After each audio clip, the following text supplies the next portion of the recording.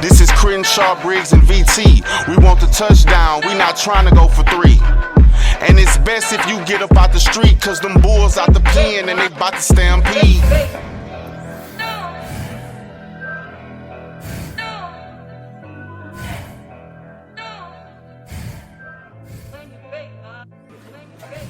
Yo, everyone, and welcome to the Texans Fan Battle Podcast. I'm your host again, Matthew Briggs, and always with me, I got my amazing trio. First up, my A1 since day one, Mr. Crenshaw. What's up, everybody? What's going on? And our older brother, but little brother, we got Mr. VT himself. What up, what up, what up? And guys, we got a special guest. If you watch Locked On Texans, if you watch anything Texans related, you know this guy. Even Rockets, we got Mr. Coty Davis. What's going on, man? What's up, y'all? Thank y'all for having me so much, man. It's an honor and privilege to be on this podcast. Of course, I'm familiar with y'all.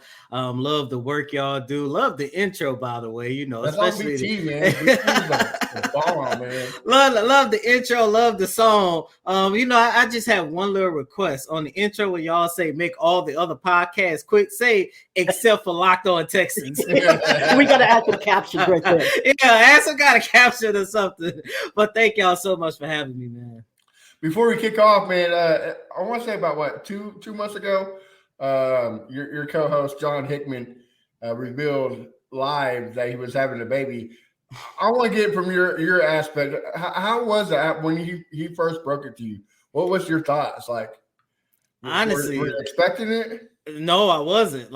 He kept that under wraps, man. And for those of you guys who've seen that episode, especially on YouTube, that was my live reaction. I didn't even know his wife Shaq was pregnant. I didn't know I didn't know nothing. I knew nothing about it. And when he said, "I'm here to make the announcement," and he showed the picture, man, I was just I was stunned. I didn't know, but that's my boy, man. I told him if there's anything that they need, I'm definitely there for him. Yeah, he's a good guy. We have him on the show. He's was a great episode, but hopefully this is gonna be a better one, right? Because you're on it. Right? hopefully that's gonna be something me and John gonna have to debate. So we'll let the listeners and the viewers decide that. There you go. Well, let's kick off with some NFL news.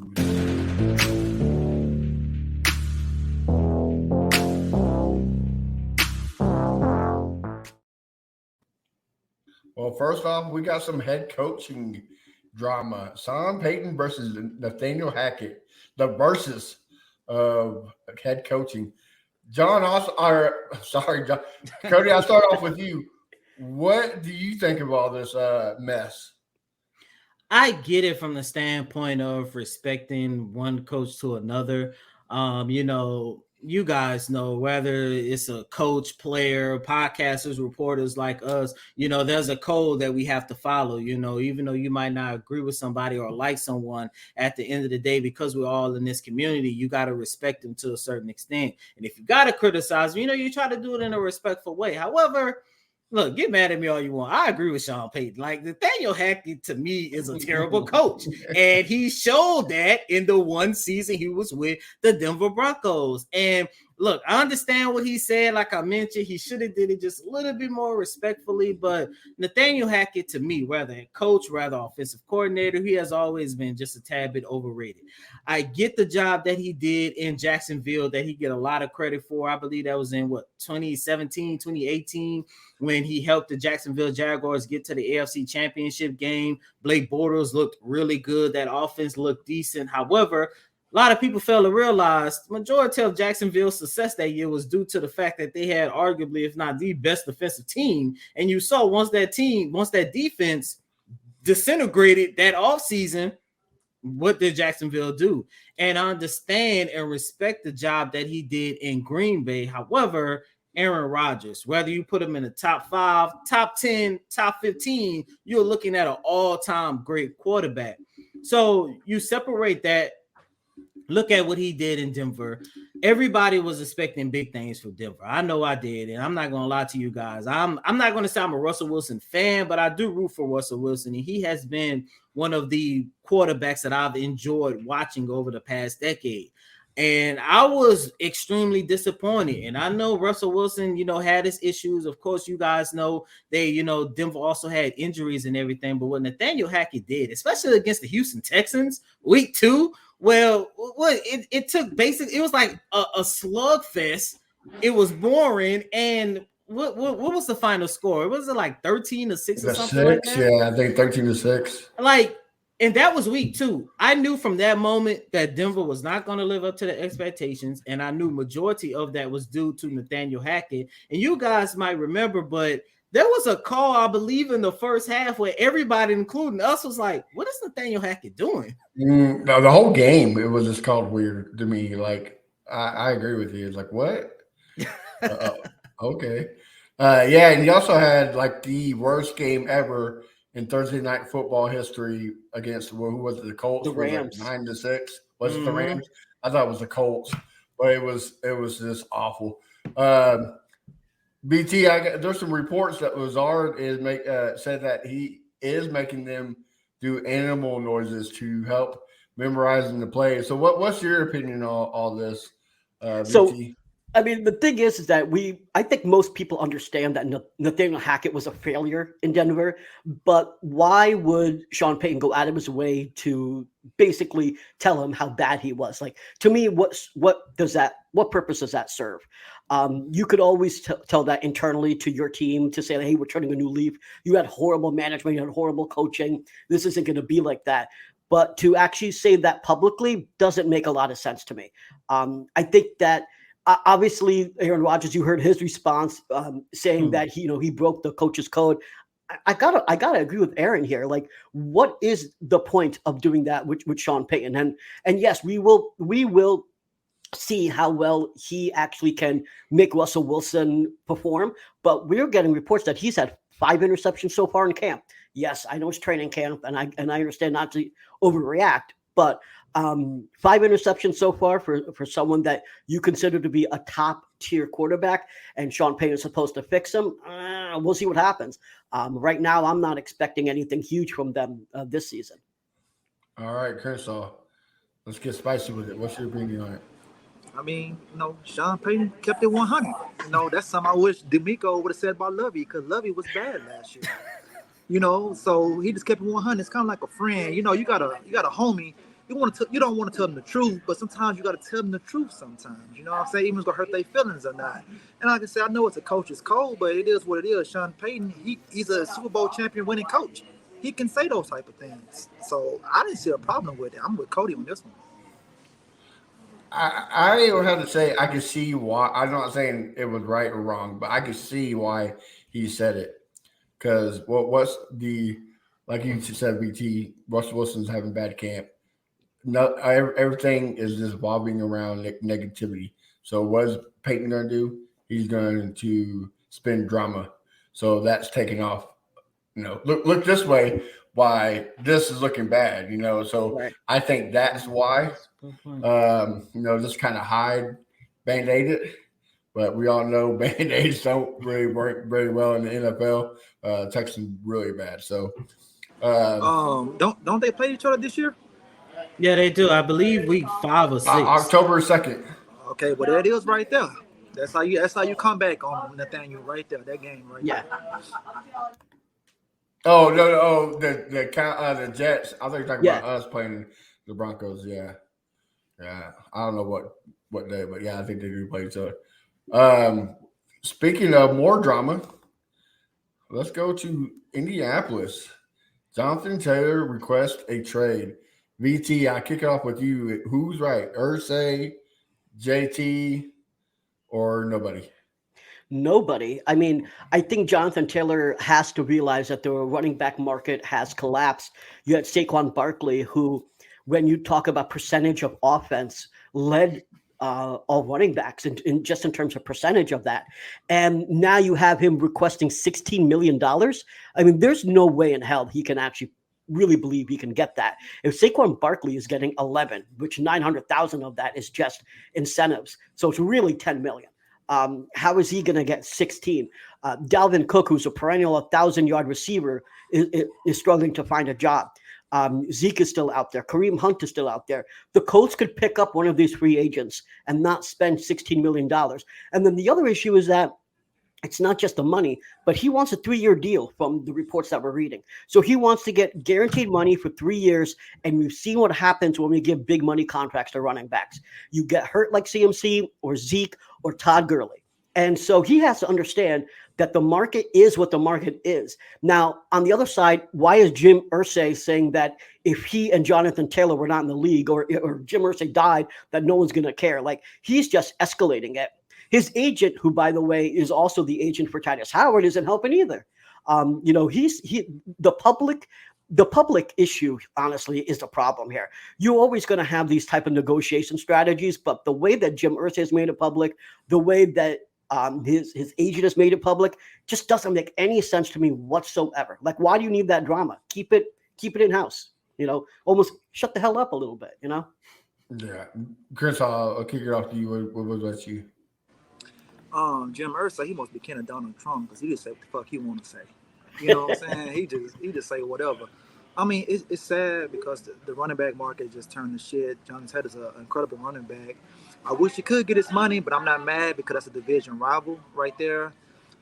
He should just take whatever they give him. If not, he's just going to be looking for a team. He's going to Le'Veon Bell himself. And I mean, he's going to play again, but he's not going to get the contract that he really, really wants. So I think he should just take what they give him and call it a day. And hopefully in the new CBA, they could work something out for the running backs. Give them shorter deals so they could be free agents sooner than later. Yeah, I agree.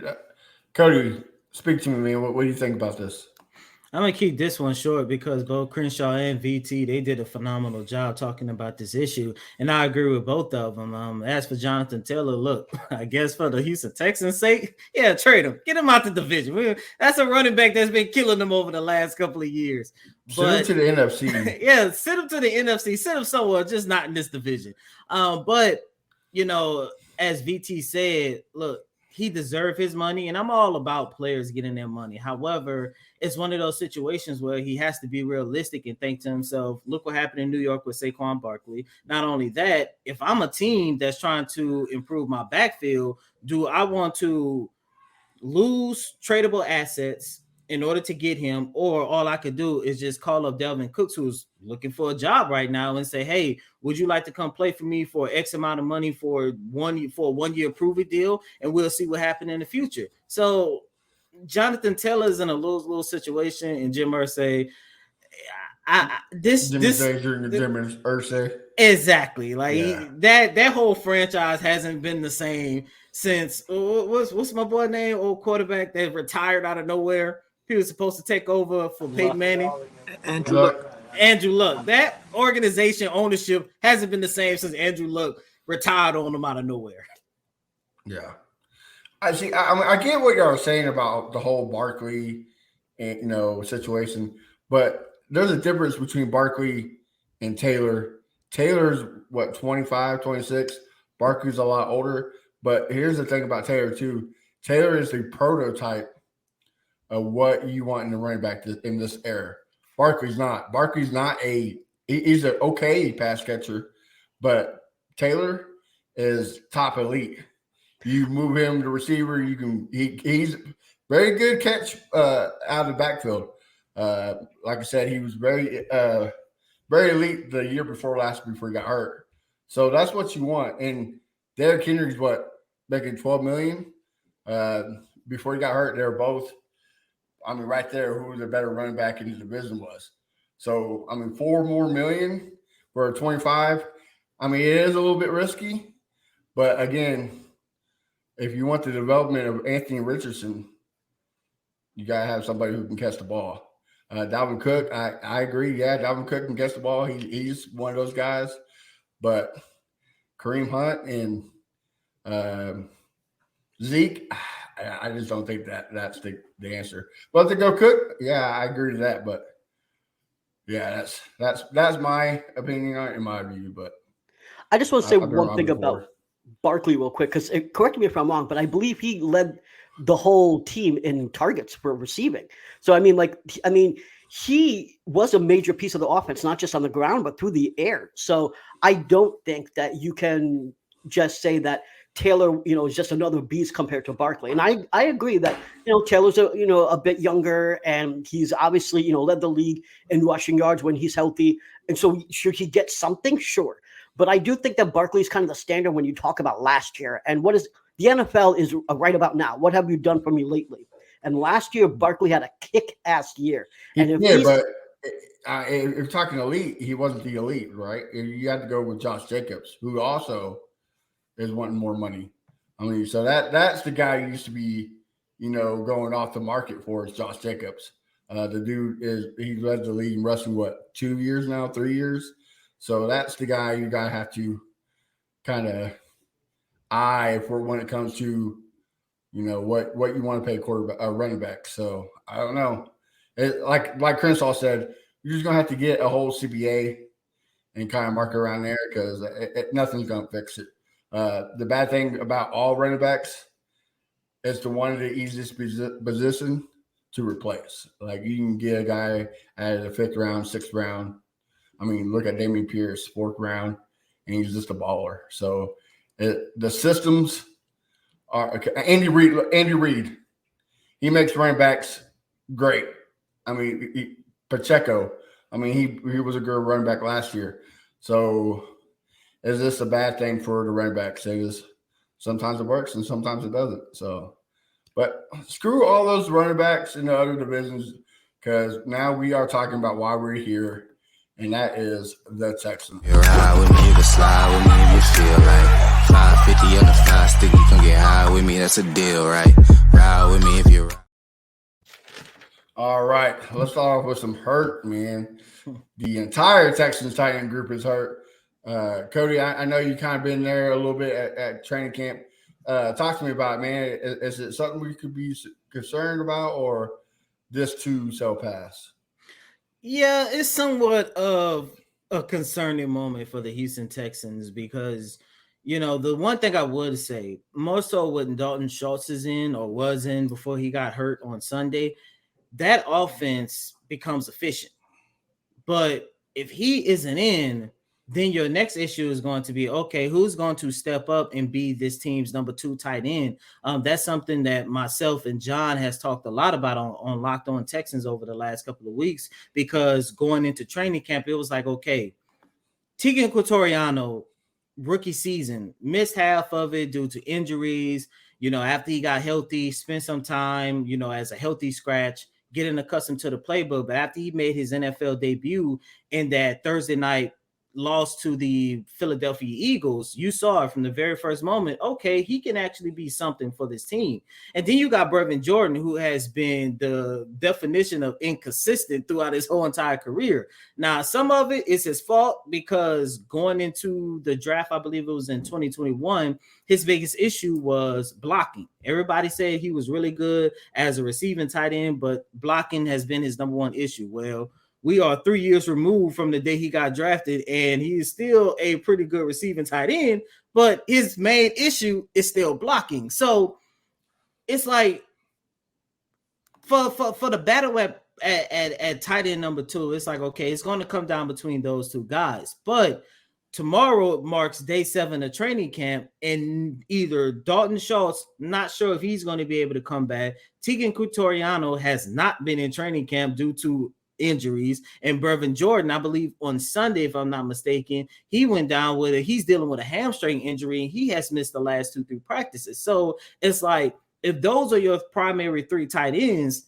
that's part of the reason why over the last 24 hours we saw Nick Caserio go out and sign not 1 but 2 tight ends to add some bodies to this position group. Because as I mentioned, this offense, when things are clicking with Dalton Schultz, when Brevin Jordan, as we saw on Sunday, when he is actually having a really good day at practice and he's out there catching balls and trying to give you something in the blocking game or whatever, this offense looks a little bit more efficient. However, if the tight ends are not there, i.e. Dalton Schultz, then you're going to have an issue. And that's when you start seeing reports on how bad CJ Stroud looked doing this 11-on-11 drills, how inconsistent did Davis Mills look through the 11-on-11 drills. Because the one thing you got to keep in mind, this offense, I think the biggest issue right now is the fact that they do not have a number one wide receiver. And that is part of the reason why this team is going to depend heavily on the tight end core, especially considering that this is still going to be a run heavy offense. With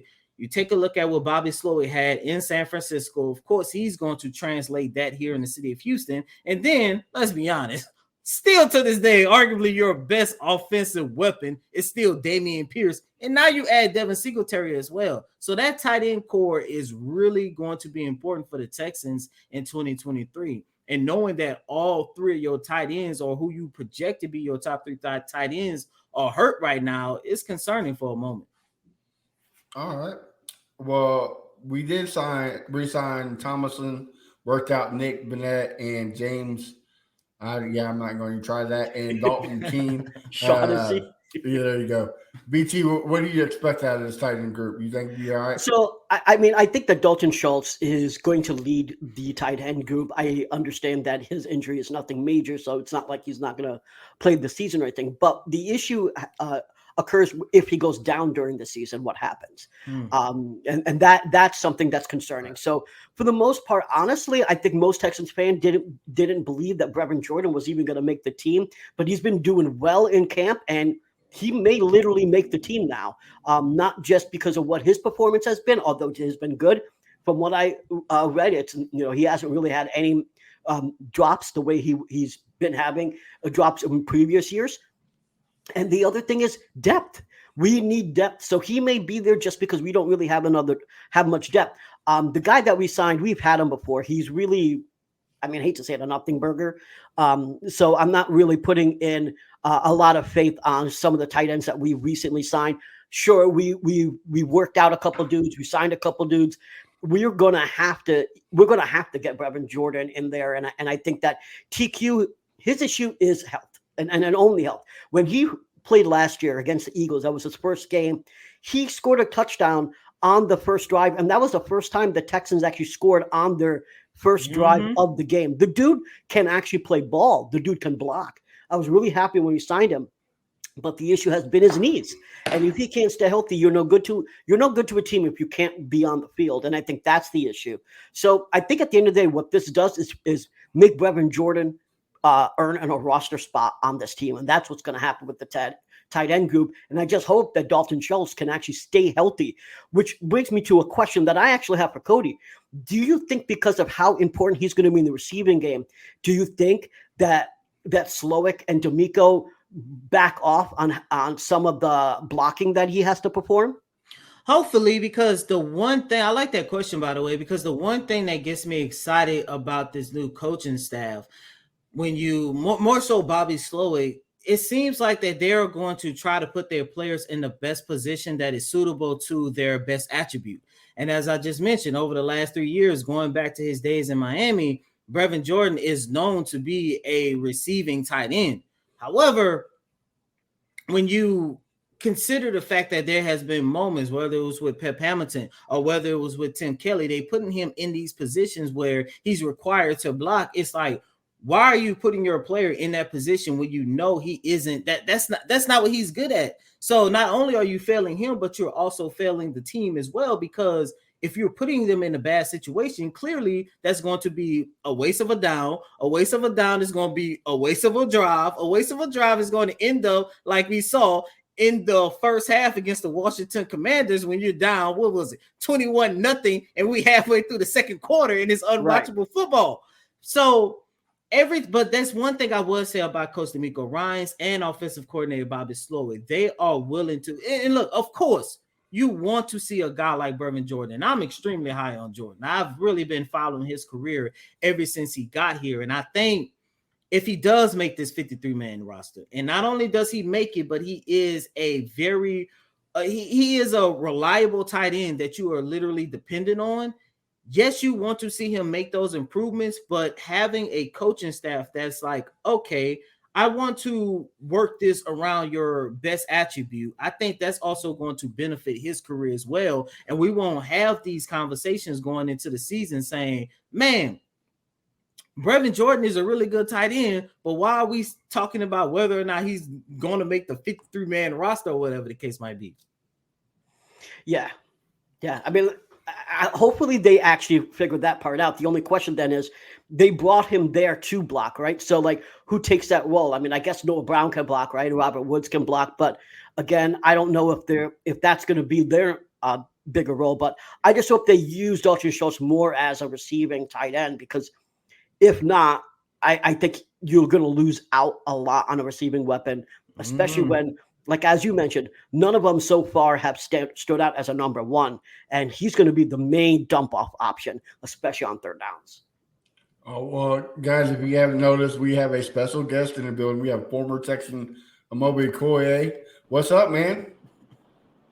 What's going on, y'all? Glad to be back on, and it's been crazy, but I'm glad to be back on, man. All right, so you were there at Legends Day Sunday training camp. Are you liking what you see, Amobi? I'm definitely. I mean, well, we are talking about practice. Talking about practice. talking practice. Practice. I like what I saw so far. I like what I saw. I think they look very fast to me. I think we need to bulk up a little bit on size, but the speed is there. All right. Cody, what have you liked so far at training camp with the whole new training camp news? The defense. My God, this defense. Lord have mercy, this defense. Look, and I understand, look, it's training camp. And this is why it's DeMeco Ryan, so it's going to be defense going to be good. So exactly. Look, and this is why I hate training camp, because it's like the defense, like tomorrow marks day 7. Out of the first 6 days, the defense has been the standout at least 5 out of the first 6 days. And it's like, is the defense really that good, or does the offense have a lot that they need to figure out? And I think it's the first thing that I said. This defense is going to be really that good, because first and foremost, I want to go back to what V asked me, and I talked about how this coaching staff is actually going to put their players in their best attribute. They're going to put them in positions where they can succeed. And that is what we have first seen out of this defense in terms of what DeMeco Ryans is installing, i.e. everybody's favorite thing to talk about is Derek Stingley Jr. We know Derek Stingley Jr. is really good as a one-on-one corner. He's good at making plays on the ball. And we know last year, part of the issues that he had was playing in Lovie Smith's system. It was zone. And, there was moments where you saw where he wanted to play one-on-one, but it's like, can't really go that way because I need to stay in and cover my area, whatever the case might be. We haven't seen that in training camp. Like, Derek Stingley Jr. has been one of the defensive ends. As a matter of fact, the whole entire secondary, they go out there and make plays on the ball, and that is part of Coach DeMeco Ryan's system. And I love the fact that he has put a hefty emphasis on takeaways, and that excited me because I was like, okay, at best over the last 2 years, this defense has been subpar, and they still rank towards the top half of takeaways. I believe they have like 50 to 53 over the last 2 seasons. 6 days into training camp, they already got 8, and Steven Nelson has 3 by himself, 3 interceptions. So knowing that, looking at how the changes that Coach DeMeco Ryans has made to that defensive front, looking at how the fact that this is going to be a defense that's going to improve at stopping the run, like every time they go 11 on 11, team situations, whatever the case might be, this defense there's no way you can watch training camp practices and don't get excited for the defense being coached by DeMeco Ryans. I agree. I totally agree. They looked outstanding on Sunday when I watched them, and I just have this feeling that come mid trade deadline, Hopkins is going to come to us. What? D-Hop? Like, yeah. As in DeAndre Hopkins? Yeah, yes. I have. As in the guy they could have signed a couple weeks back? I just have this feeling it's not going to work out in Tennessee the first half of the season. By trade deadline, he's going to come to the Texans. Is it something that we don't know, Amobi? Are you talking to him? Can you break some news for us? Like, you need him on the show so we can break the news. Like, nah, I honestly I dreamt it. I mean, it sounds like a dream. But it can happen though. because I really don't see it working out for him in Tennessee. Like, so he might as well go and come on back over here and finish it up where it started. I'm past the DeAndre Hopkins. I mean, I hope the best for his career, but I hope it's not with the Texans. But who knows? We've seen crazier things, you know. Chris, you were there Sunday too. What do you think of Will Anderson? Everything I've heard and seen, the dude is going to be a beast. What do you think? He's as advertised. I guess he could be our Michael Parsons, man. He's always in the backfield. Like Coach say, when they tell him to take a play off, he gets upset. I can't wait to see him in preseason. I don't know how much you go play in preseason, but I just can't wait to see him in preseason, man. He's going to be worth the trade up. How everybody was disappointed about the trade up. Well, not everybody, but most of the people was. He's as advertised. I like what I see in him. I don't know if he's going to keep that number 51. That's the only thing I don't know about right there. All right. BT, I know you are anti-Christian Kirksey. I've seen a lot of I'm gonna murder his name, Henry Tutua. I heard he is, like Chris all said, he's always in the backfield too, especially on the run plays. Do you think he might share some of the Mike experience with Perryman, or does Christian Kirksey keep that job? I mean, I think that Perryman takes the mic. I think that they're going to probably place Toa at Sam. That makes the most sense. Christian Harris basically has played, from what I've read and the videos that I've seen, Christian Harris is staying at that weak side. It looks like he's staying there at the ones no matter what. So I think Christian Kirksey kind of does play snaps here and there. I don't think he's a starter at the mic position. I think that's Perryman as long as he's healthy. And I think that, will they try to move in Toa next year at the mic position? Possibly, but right now I think that's Perryman's job. I'll just comment on Anderson right now, which is I think he's going to be that game record, and I agree with Crenshaw that even if it's not this year, that eventually we will realize as a fan base that it was worth the trade up. Yeah, we gave people can say we gave up our future for him, but I think it was well worth it. What we're seeing in camp right now is that he is getting through there. He's been able to have, I think at this point, more than 5 or 6 would-be sacks, just in the past couple of days of camp. So, if this guy produces just even in the half of the level that they're thinking, we are going to be able to win games because he's going to bring the ball back to the offense. So I'm really, really happy with that. I actually have a question to Cody and the rest of the group or anyone that's seen it. So right now we've seen a lot of predictions for the secondary. I say it's top 5. I say we actually have a top 5 secondary. Some people are saying top 10. We didn't lose anyone of importance last year, and we added Jimmy Ward. And I think that some of the reasons why CJ Stroud and even Davis Mills haven't had as great offenses is because we have such a great secondary. So my question to the entire group is, do you think that we are top 5 secondary? Am I overrating our secondary, or are we really that? Because you know how high I am on Jalen Petrie. Wrong hand. There we go. Jalen Petrie. I thought he was. I thought he should have had an All-Pro year last year, and I damn well sure think that he's going to have one this year. So, what are your thoughts on the secondary, guys? I think it's top 12 right now. Could it be top 5? Possibly, but it all depends on the rest of the team, because that can always bring down the stats and whatnot. But I right now I got top 12. Cody, what do you got? I don't know about top 5, but I definitely got them top 10. Going into this season, looking at what I've seen in practice, knowing what I know about Jalen Petrie, VT, I agree with you. And I do believe if the Houston Texans probably would have won, let's say 6 games, he probably would have been all pro.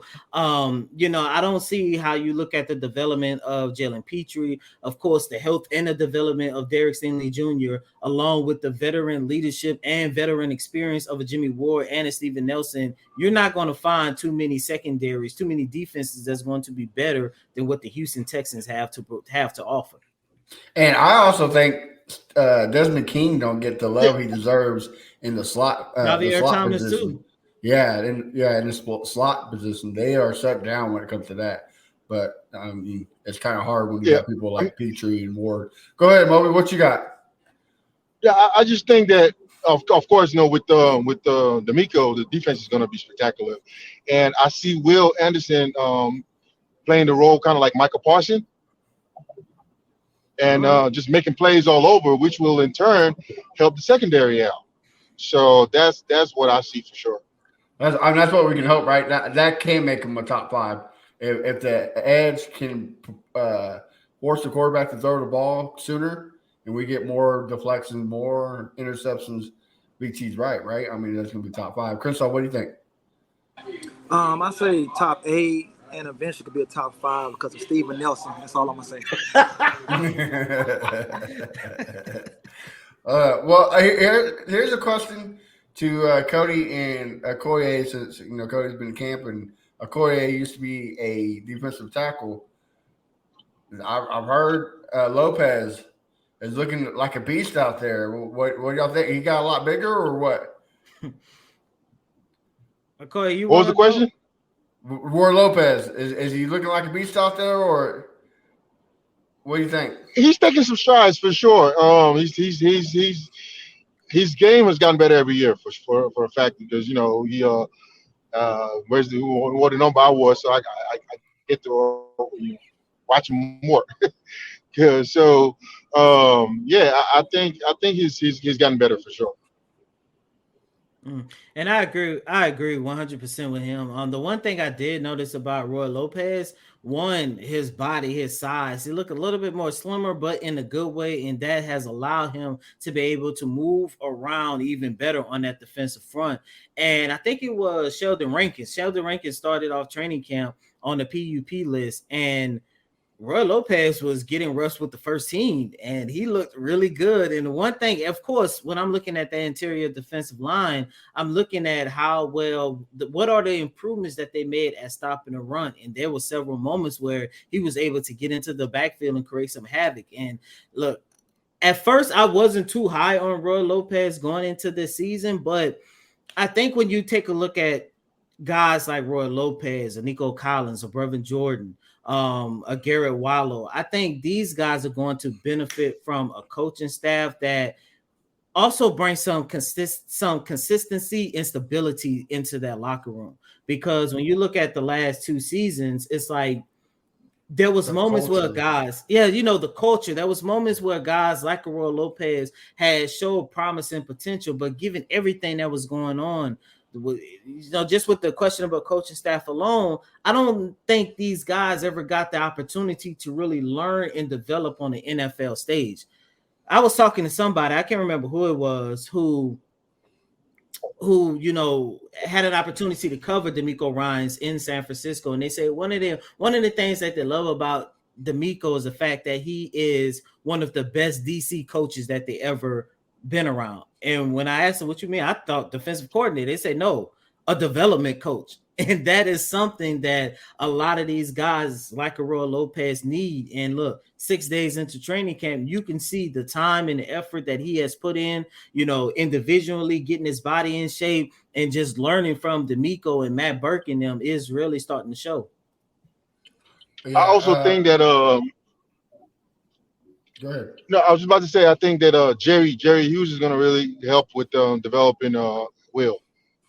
There's that veteran leadership is going to be huge. That's something Will Anderson actually talked about. He said he's been picking the brains of Jerry and Jonathan Grenard a lot. Well, guys, we know Cody don't have much longer, so we're going to jump to our last segment, and that is.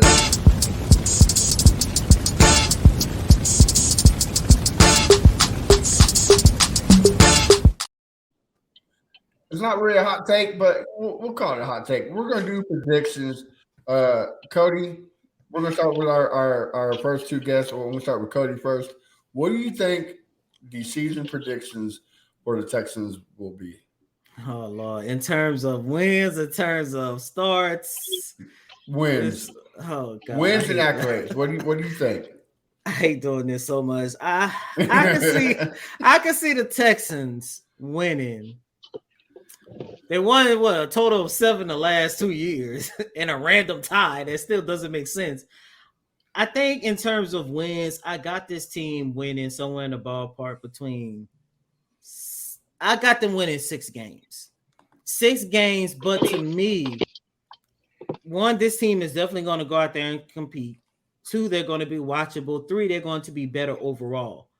I know some people got them winning the division and all that other stuff. I think in order for them to win 6 games, it truly depends on the development of these young guys. Because one thing about the Texans going into this season, they have the talent, but a lot of their talent is still young. So I say 6 wins, and that's where I'm going to keep it as of right now.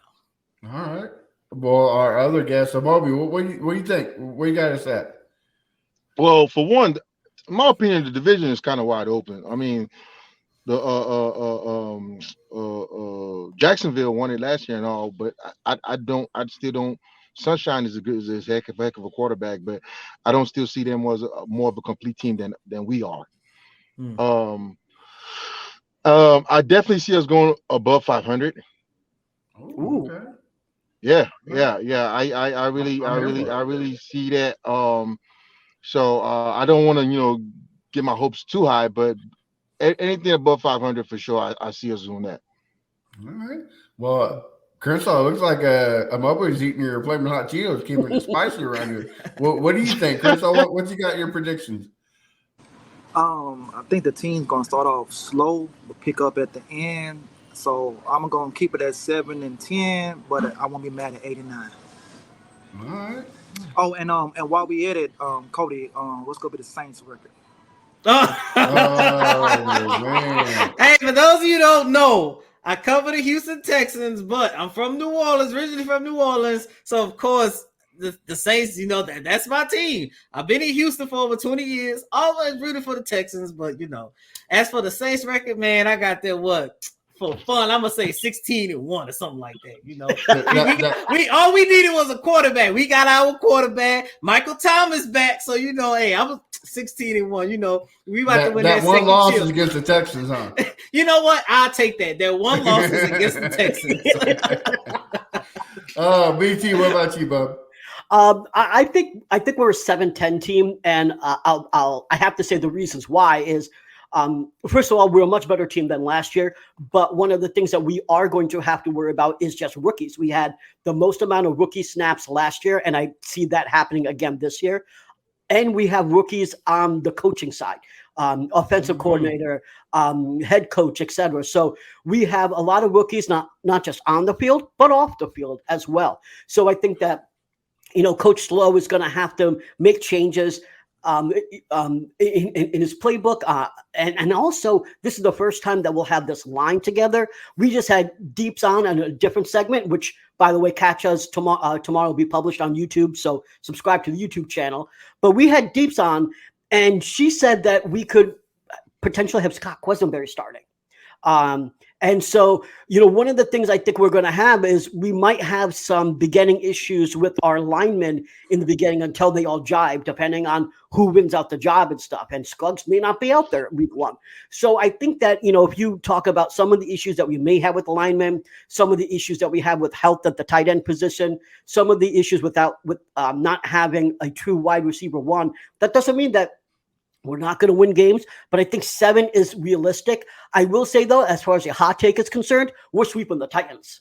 They ain't winning against us this year. No, that's definitely not happening. Agreed. I'm going to say 6 and 11 is our floor, and our ceiling is about, I'll say, a 9 and 8. If the year to surprise people is going to be this year, the NFC South, other than the Saints, are pretty weak. And, of course, the AFC South, you never know what you're going to get out of them. The Jaguars could ball apart. The Titans, I agree with BT. The offensive line, the shambles, and Ryan Tannehill ain't him at all. The drama in Indy, you just don't know what's going to happen there. So if you're going to make surprises, this is the chance. So I'm here for it, but 6 and 11 is my next year is the year we take a step. So, well, Cody, Amobi, thank you guys for coming on. I started off with Amobi. Tell us where we can find you on social media and what you got going on. Cool. Yeah. So I'm on Instagram and Facebook, just Amobi Okoye 91. And then my foundation, the Amobi Okoye Foundation. As a matter of fact, this coming Saturday, I got a camp going out here in Katy and La Centera. So check out the website, AmobiOkoyeFoundation.com, and also on Instagram and on Facebook, and get more information about it. Bring the kids to come out this early Saturday morning, get them away from damn Fortnites and iPads, and exercising for it. It's part of the NFL Play 60. So get them out there to come out there and exercise for 60 minutes, and I will put them to work. Oh, all right. You got it. Cody, what about you? Where do we find you? You can follow me on, I guess we call it X now. I don't know, X and Thread. I'm throwing I'm Thread with in you. there. I'm throwing Thread in there as well. I don't know, whatever, the app that used to have the bird. Now I got this questionable app at X, and I'm like scared to open my phone sometimes because I don't want my wife thinking something else on my phone. I don't know. But that app and Thread, Instagram, you can follow me on Twitter at Cody Davis _24. Once again, that's Cody COTYDAVIS _24. All right. And VT, what about you? Yeah, you can find me on Twitter. I'm not going to call it X. It's always going to be Twitter for the rest of eternity. You can follow me on Twitter at Brown Chubby Bear. I'm on Threads as well, Brown Chubby Bear. And if you are watching this on Facebook or if you're watching this on Twitter, follow us on YouTube because, like I said, we're putting out content there.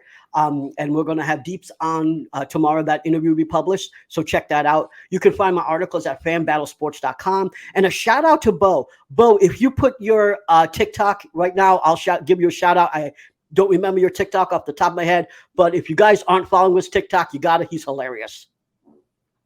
All right. And Crenshaw. You can find me at Fifth Ward Crenshaw everywhere. You can find X, Twitter, Instagram, all that. OnlyFans everywhere. OnlyFans, everything. You got it. Guys, you can find this amazing show everywhere, but also on the Fan Battle Network. There's his TikTok username if you're interested in some funny content. But you can find us on the Fan Battle Network, where you can find some great shows. The YouTube is also, if you subscribe to the YouTube, you have a chance to win a jersey of your choice. So if you want an Amobi Okoye jersey, all you got to do is subscribe to the Fan Battle Network, and you have a chance to win it. You can find me at A1 Day 1 Texans and the podcast Texans Fan Battle everywhere, Thread, whatever app there is, we're on it. So Can I say one more? One more thing. Yeah. Also, Saturday, this the new the dugout in Katy. It's like Top Golf of baseball. Everybody needs to check it out. It just opened up this year. I partnered with them, and Saturday as well. I'm after the camp throughout the day. Whenever you come out there and support the foundation, they'll help support the foundation with proceeds going to the foundation. It's the dugout out in Katy. I tell people what it is. It's baseball. It's Top Golf of baseball. So if you haven't checked it out yet, it's pretty sweet. Come check it out. It's pretty dope. It's just simulated just like Top Golf, but the baseball aspect of it. So yeah. All right, guys. Let me just give that shout out to Bo. It's Bo Diggity 713. It's hilarious. Just if you yes, subscribe to our TikTok, but also subscribe to his. He's hilarious. All right, guys. Well, again, thank you for coming on, and we will see y'all again, and we'll see everybody else. All the topics with intelligence and logic. I know you want to score, but ID gon' stop it. We from Texas, so that mean that we Texans. Breaking down the X's and O's, our profession. No complaining, just training. You see the progression. They had a Pro Bowl for talk shows. We get selected. We gon' celebrate every win like a birthday. Ray J with the news, first with all the updates. Spin move on the competition, yeah, we juking them. You not really in touch if you not tuning in. This is Crenshaw, Briggs, and VT. We want the touchdown. We not trying to go for 3. And it's best if you get up out the street, cause them bulls out the pen and they bout to stampede.